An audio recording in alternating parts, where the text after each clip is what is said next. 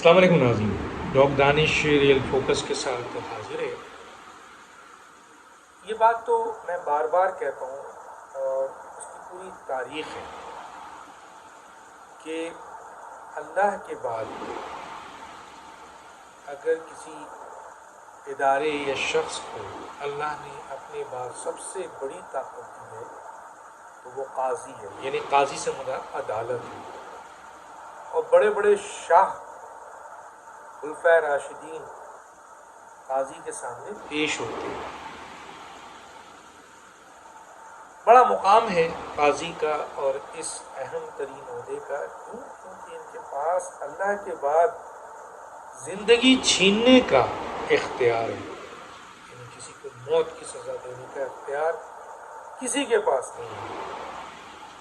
اللہ کے بعد قاضی یعنی عدالت کے پاس۔ تو کتنی بڑی ذمہ داری ہے ان کی، لیکن وقت کے ساتھ ساتھ ان قاضیوں کے بھیس میں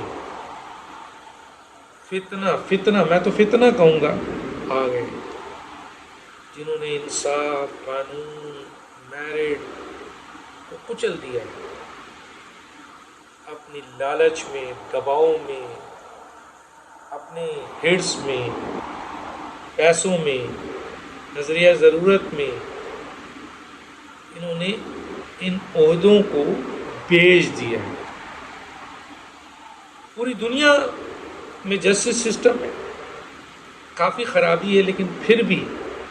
بہت بہتر ہے۔ کہا جاتا ہے نا کہ justice is delayed, justice denied. اس کا صحیح اگر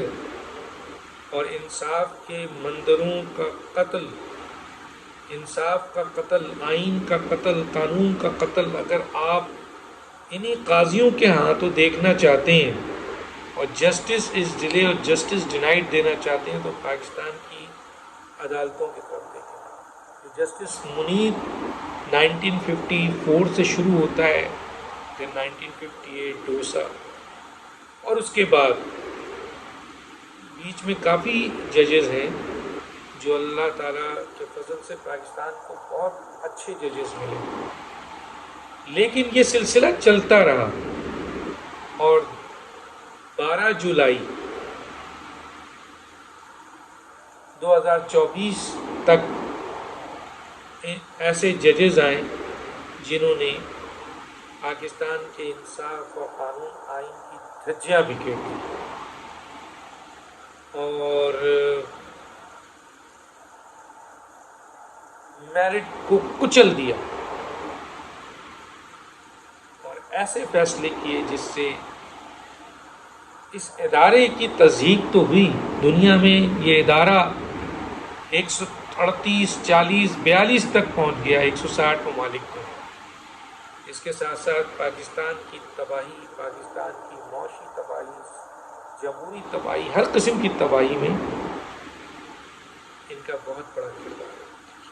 اس میں کوئی شک نہیں ہے کہ پاکستان کے دوسرے ادارے جس میں میڈیا بھی ہے، فوج بھی ہے، بیوروکریسی بھی ہے، پارلیمنٹ بھی ہے، بہت سارے ادارے ہیں جنہوں نے سیاستدان پاکستان کو تباہی کی طرف لے گئے۔ ان سے سب سے زیادہ کردار اگر ہے تو ان غیر آئینی، غیر قانونی فیصلوں کا ہے، بلکہ انہوں نے تو سنگین جرم بھی کیا ہے، آئین کی پامالی کی ہے، آئین توڑا ہے، ری رائٹنگ آف دا کانسٹیٹیوشن تک کیا ہے۔ اور حالیہ جن ججز کے نام آتے ہیں ان میں جسٹس افتخار سے لے کے جسٹس ثاقب نثار، جسٹس آصف سعید کے ساتھ ساتھ جسٹس بندیال، اور یہ 8 رکنی بینچ جو جسٹس منصور علی شاہ کے بردر ججز ہیں جنہوں نے فیصلے دیے، انہوں نے بہت اہم تباہی کی اور پاکستان کے انصاف کے اس ادارے کو ایک جوڈیشل ڈکٹیٹر ادارہ بنا دیا اور بہت نقصان پہنچایا۔ اب قاضی فائز عیسیٰ صاحب آئے اور انہوں نے اپنے بہت کم ٹینیور میں اس ادارے کی عزت اور رسپیکٹ کو بحال کیا اور کئی ایسے غیر قانونی، غیر آئینی فیصلے، ری رائٹنگ آف دا کانسٹیٹیوشن کو قانون کے مطابق لا کر اس کو درست کیا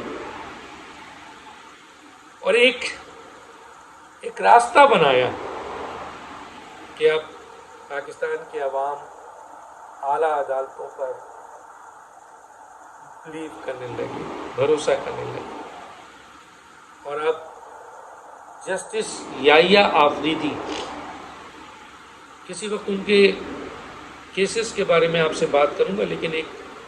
غیر متنازع شخص